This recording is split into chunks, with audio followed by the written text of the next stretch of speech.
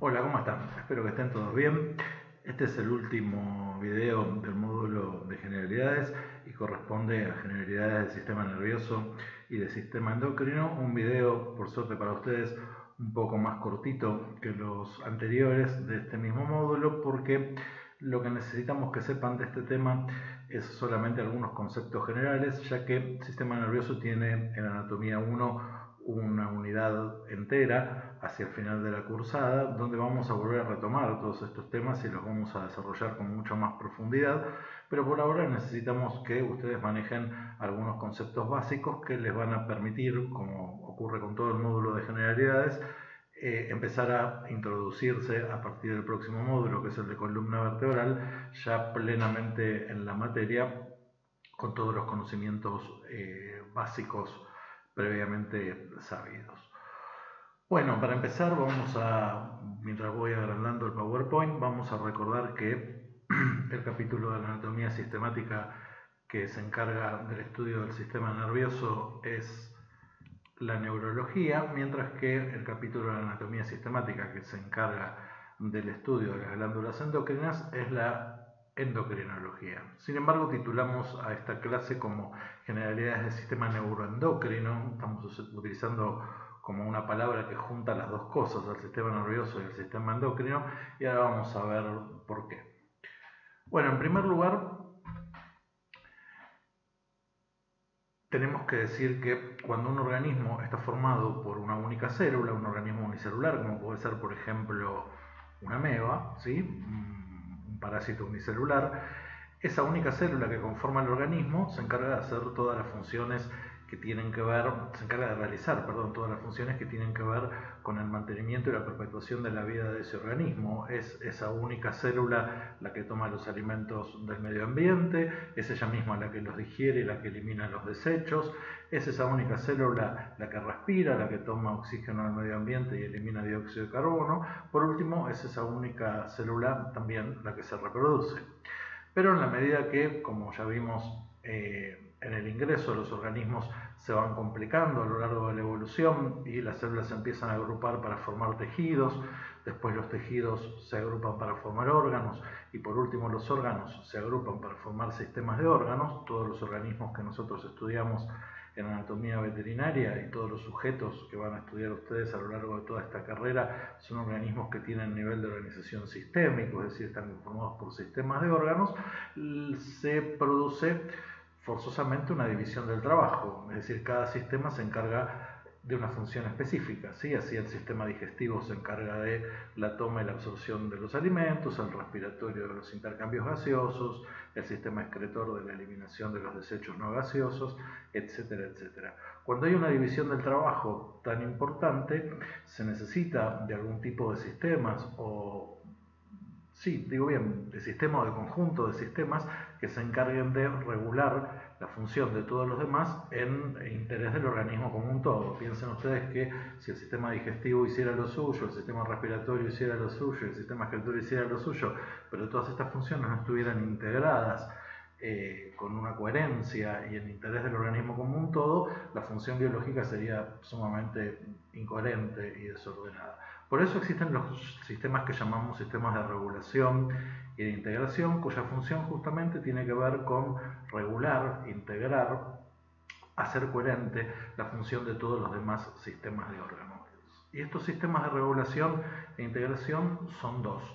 Y los dos se caracterizan porque funcionan mediante la emisión de señales. Hay uno que es el sistema endocrino, que utiliza señales químicas. Estas señales químicas son compuestos químicos que llamamos hormonas, que son producidas por una serie de glándulas, las glándulas endocrinas, y en este sistema de integración el flujo de la información a lo largo de todo el organismo se dice que es un flujo de información lento. ¿Por qué? Porque estas hormonas son volcadas a la sangre por una glándula y tienen que circular por el organismo hasta que llegan a un órgano, que es el órgano blanco, sobre el que van a establecer una modificación determinada. Esto lo tenemos representado en este esquema, ¿sí? Una célula endocrina que pertenece a una glándula endocrina libera una hormona al torrente sanguíneo y esa hormona circula por el torrente sanguíneo y actúa actuando sobre receptores celulares en células blanco, es decir, en células que pertenecen a otro órgano al cual van a modificar. ¿Por qué decimos que el flujo de información es lento? No quiere decir que es increíblemente lento, pero sí es subjetivamente medible, ¿sí? Ustedes piensen que entre que realizamos la digestión, los productos de la digestión se absorben y pasan al torrente sanguíneo, entonces aumenta la glucosa en la sangre, y ese aumento de la glucosa en la sangre es captado por las células del páncreas que liberan una hormona, perdón, que es la insulina, que va a circular por la sangre y va a hacer que todas las células del organismo, en especial las del hígado, incorporen esa glucosa que está aumentando para mantenerla en un nivel constante en sangre. Pasa un periodo de tiempo que es subjetivamente medible. A diferencia de lo que pasa con el otro sistema de regulación, que es el sistema nervioso, que utiliza una señalización de tipo eléctrica, ¿sí? Para esto cuenta con células especializadas que vamos a estudiar más adelante en la unidad 4, que son las neuronas. Acá tenemos representada a una neurona típica. No vamos a estudiar acá las partes de la neurona, eso lo dejamos para más adelante cuando estudiemos la unidad 4, pero digamos por el momento que las neuronas son células en las cuales la irritabilidad y la conductibilidad, que son dos propiedades que tiene cualquier célula del organismo, pero en especial en las neuronas, están muy desarrolladas y eso les permite transmitir a lo largo de toda su extensión señales eléctricas. Y ustedes piensen que las corrientes eléctricas se transmiten en el orden de los metros por segundo, ¿sí? Por lo tanto, la medición del espacio, digamos, del periodo de tiempo subjetivo que hay entre el estímulo y la respuesta parece que prácticamente no existiera. No es que no existe, es de unos pocos milisegundos. Entre que me pincho el dedo y saco la mano, parece que no pasara nada en el medio. Y esto es porque la información de ida y vuelta viaja muy rápido a través justamente de señales eléctricas. Por eso decimos que el sistema nervioso, el otro de los sistemas de regulación e integración, actúa mediante un flujo de información rápida, que son los impulsos nerviosos, que no son más que, como van a ver después en física biológica, corrientes eléctricas.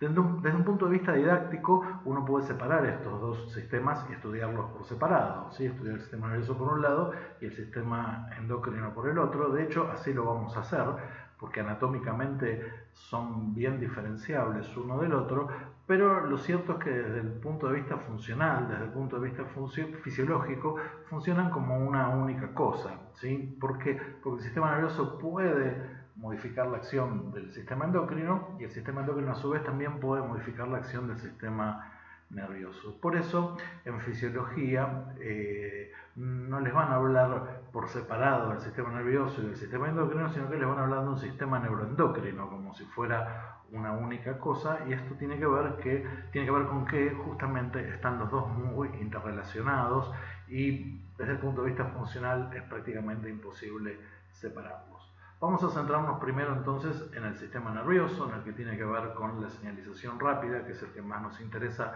para esta clase introductoria, y a lo último vamos a decir dos palabras sobre el sistema endocrino. Bueno, el sistema nervioso para su estudio se puede dividir, si tomamos como criterio un criterio puramente anatómico, en dos partes.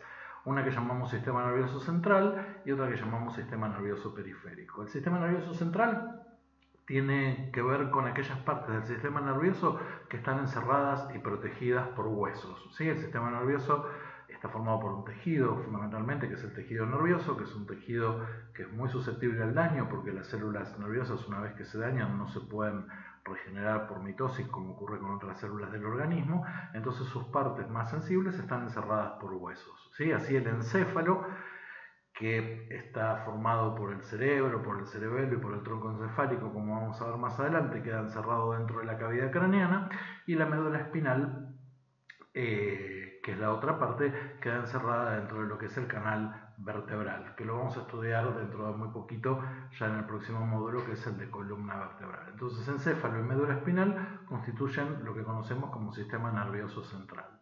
Pero entre esta parte central del sistema nervioso, que sería algo así como el disco duro de la computadora, y los órganos receptores y efectores, es decir, los lugares donde los estímulos se captan y los órganos que llevan a cabo las respuestas, que fundamentalmente son músculos o glándulas, tiene que existir algo que permita que la información fluya, que la información se transmita. Algo así como podríamos decir el cableado del sistema nervioso. El cableado del sistema nervioso lo constituyen los nervios periféricos, y los nervios periféricos, o simplemente nervios, son lo que llamamos justamente sistema nervioso periférico, que está formado por un conjunto de nervios que van a surgir de la cavidad craneana, y estos son los nervios craneanos.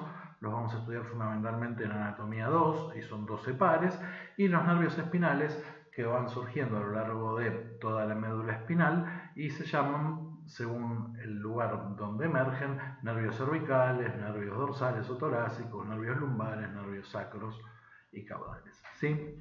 Esto es una división puramente anatómica del sistema nervioso. Si quisiéramos hacer una división fisiológica, es decir, tomando en cuenta su función, tendríamos que dividir el sistema nervioso en un sistema nervioso somático, de soma, cuerpo, que se encarga de todas las funciones que tienen que ver con la voluntad o que son reguladas voluntariamente, ¿sí?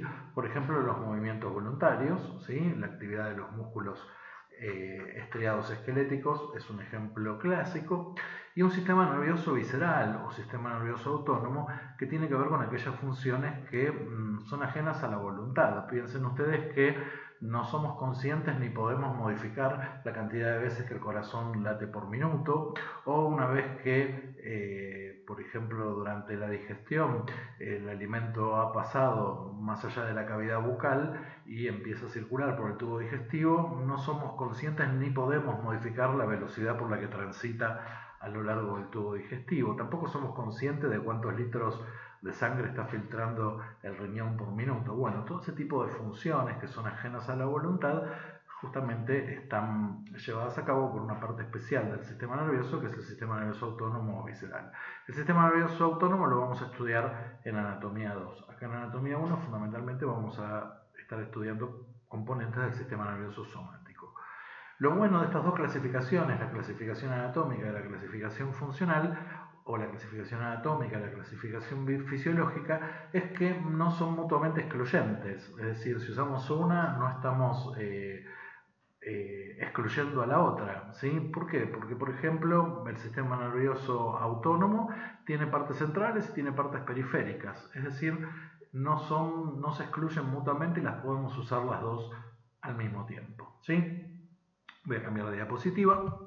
Y acá tenemos en un esquema un poco el resumen de lo que acabo de decir recién, ¿sí? El sistema nervioso central, entonces, repasando, va a incluir aquellas partes que están incluidas dentro de la cavidad craneana, lo que llamamos en conjunto el encéfalo, la parte que está incluida dentro del canal vertebral, que es la médula espinal, y los órganos que van a conectar eso con cada uno de los receptores y los órganos efectores, es decir, los que realizan las funciones, que son los nervios periféricos, que si emergen de la médula espinal se llaman nervios espinales, y si emergen del encéfalo, es decir, salen de adentro de la cavidad craneana por alguno de los agujeritos que tiene el cráneo, reciben el nombre de nervios craneanos. Los nervios craneanos o craneales y los nervios espinales constituyen en conjunto el sistema nervioso periférico, mientras que el encéfalo y la médula espinal, encerrados por huesos, entonces constituyen el sistema nervioso central.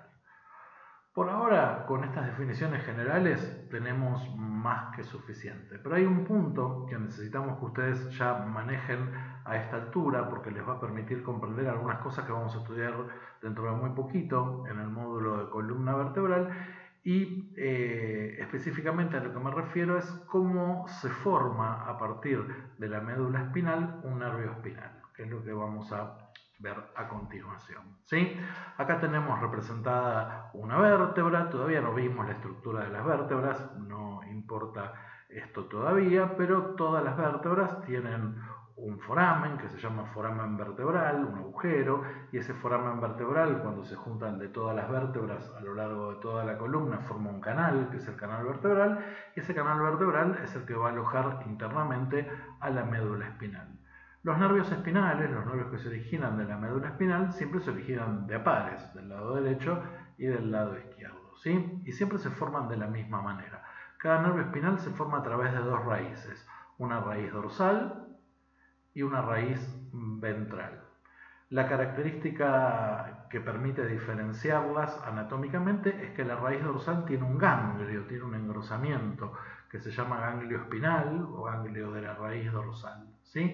Recién cuando la raíz dorsal y la raíz ventral se unen, se forma lo que llamamos un nervio espinal.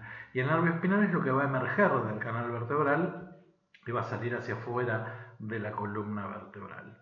Las raíces dorsales, las que tienen el ganglio espinal, son raíces sensitivas. ¿Qué queremos decir con esto? Que llevan información desde el exterior hacia el sistema nervioso central. Es decir, llevan información que entra al sistema nervioso central. Por eso también decimos que son aferentes, ¿sí? Mientras que las raíces ventrales son motoras, es decir, llevan información que va a activar fundamentalmente la acción de músculos, aunque también de glándulas, y circula la información que va a través de ellas en sentido contrario, es decir, llevan información desde el sistema nervioso central hacia afuera.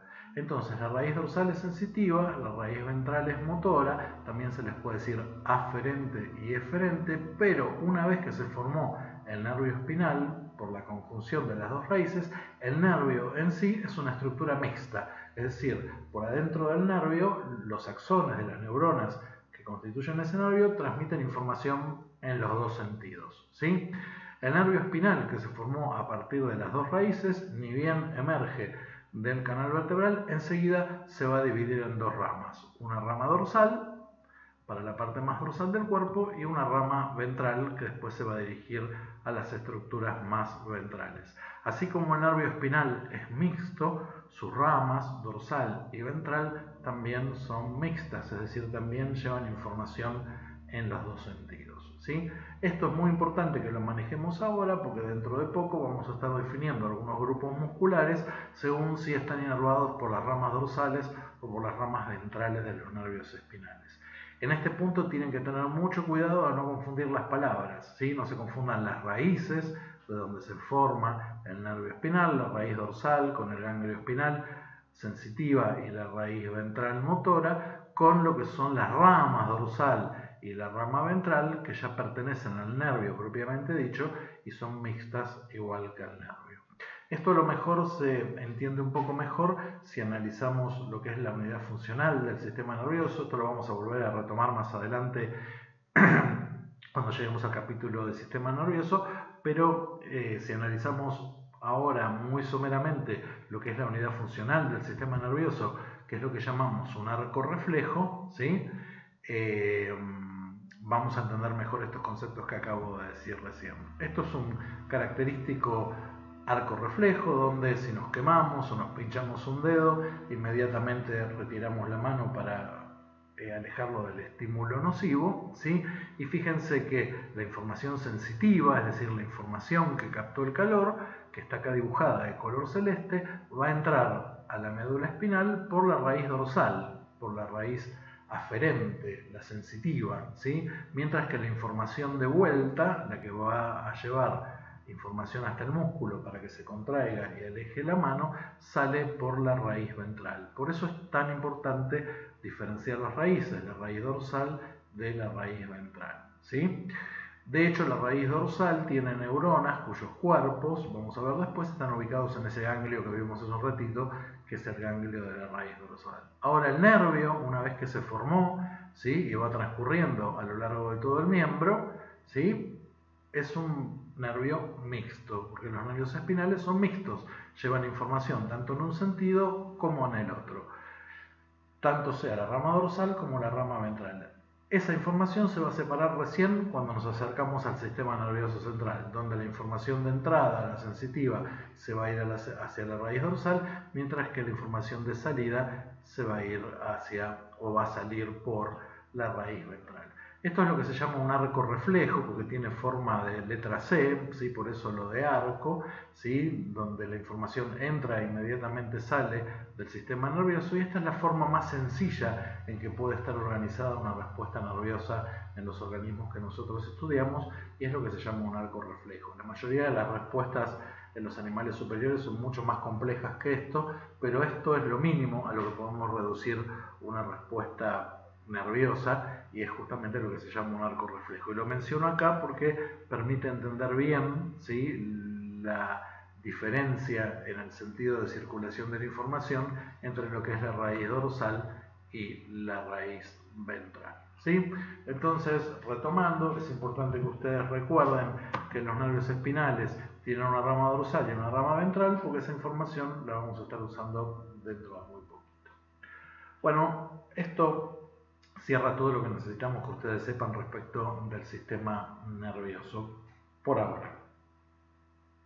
Respecto del sistema endocrino, simplemente vamos a decir que el sistema endocrino está formado por una serie de glándulas que reciben el nombre de glándulas endocrinas, que fabrican determinados componentes químicos que son las hormonas que se van a liberar a la sangre, pero por ahora, salvo los nombres de las principales glándulas endocrinas, no necesitamos que ustedes sepan más, porque la mayor parte del sistema endocrino lo vamos a estudiar en anatomía 2. Y esto es porque o las glándulas están en relación a estructuras viscerales que estudiamos en anatomía 2, o directamente las glándulas son estructuras que estudiamos en anatomía 2 propiamente, ¿sí? Por ejemplo, los ovarios en el caso de las hembras y los testículos en el caso de los machos son glándulas que producen hormonas, las hormonas sexuales masculinas, las hormonas sexuales femeninas, y además producen las células reproductivas, las gametas, los espermatozoides en el caso del macho y de la hembra. Las vamos a estudiar cuando estudiemos el sistema reproductor en anatomía 2. Las glándulas adrenales o suprarrenales son glándulas que están cerca de los riñones y por lo tanto las vamos a estudiar cuando estudiemos a los riñones y el sistema urinario en anatomía 2. El páncreas es una glándula que tiene una función endocrina a través de ciertas hormonas que fabrica, como la insulina, como el glucagón, pero también es una glándula exócrina, es decir, también vuelca secreciones en el tubo digestivo, así que lo vamos a estudiar cuando estudiemos el sistema digestivo. Las tiroides y las paratiroides, como están en relación con la primera porción de la tráquea, las vamos a estudiar cuando hablemos del sistema respiratorio. Y la única, les diría, de las glándulas endocrinas a la que vamos a hacer alguna mención en anatomía 1 es una que está ubicada en la base del encéfalo, en la base del cerebro, que es una glándula que recibe el nombre de pituitaria, o también se la llama más comúnmente glándula hipófisis, y cuando hablemos del cerebro, del telencéfalo, más adelante vamos a mencionar esta glándula. Pero la mayor parte de las glándulas endocrinas, como les decía, las estudiamos en anatomía 2 y con que sepan los nombres por ahora es más que suficiente. Las retomamos después en anatomía 2. No tienen que saber aquí en anatomía cuál es la hormona que producen ni cuál es la función de esa hormona, porque eso es algo que van a ver después más adelante en química biológica y en fisiología. No es terreno esto de la anatomía, así que cuidado cuando van al libro a estudiar esto, porque el libro de anatomía les cuenta un montón de cosas de fisiología, incluso de la histología de estas glándulas, de la anatomía microscópica, que no necesitamos que ustedes manejen de momento. Bueno, y con esto cerramos esta breve introducción al sistema nervioso y al sistema endocrino. Esto es todo lo que necesitamos que manejen por ahora en el capítulo de generalidades. Tengan en cuenta que esta clase, como todas las que tienen antes que esta, las que corresponden a generalidades de osteología, de artrología, de miología y de angiología, son simplemente clases introductorias. De ninguna manera, digamos, cubren todo el espectro de las cosas que ustedes deberían saber. Son una clase como para introducirse en el tema, como para amigarse con el tema, escucharlo por primera vez, pero requieren que después ustedes se vayan al libro y peguen una lectura más importante sobre esto.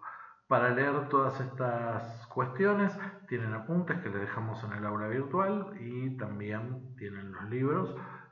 Pueden usar una cosa o la otra, lo que prefieran, o las dos, sería ideal.